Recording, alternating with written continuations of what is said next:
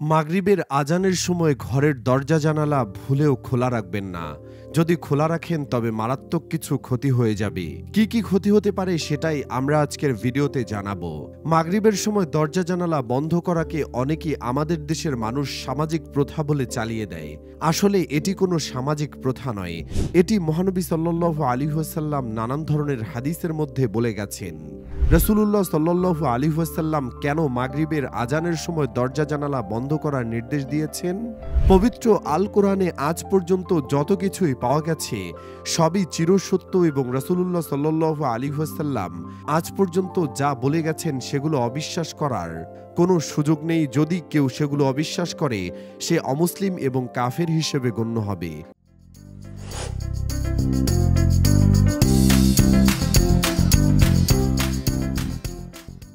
রাসূলুল্লাহ সাল্লাল্লাহু আলাইহি ওয়াসাল্লামের বলে যাওয়া বিভিন্ন হাদিসের মধ্যে এটা উঠে এসেছে যে মাগরিবের আজানের সময় যখন মসজিদের মাইকে মুয়াজ্জিনের মুখে আজানের ধ্বনি উচ্চারিত হয় তখন সেই শব্দ শয়তানকে খুবই বিচলিত করে তোলে।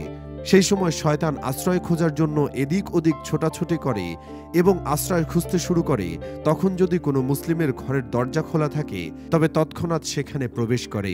এখানে এক সাহাবী মহানবী সাল্লাল্লাহু আলাইহি ওয়াসাল্লামকে প্রশ্ন করেছিলেন, হে প্রিয় রাসূল, তারা তো অদৃশ্য সব জায়গায় ঢুকতে পারে, তবে আমরা দরজা আটকালে কি তারা ঢুকতে পারবে না? তার জবাবে রাসূলুল্লাহ সাল্লাল্লাহু আলাইহি ওয়াসাল্লাম বলেন, যখন কোনো মুসলিম মাগরিবের আজানের সময় দরজা বন্ধ করে এবং নামাজ আদায়ের জন্য দাঁড়ায় তখন আল্লাহ তাআলা তার কঠিন হেফাজতের জন্য নিজে একজন পাহারাদার নিয়োগ করেন।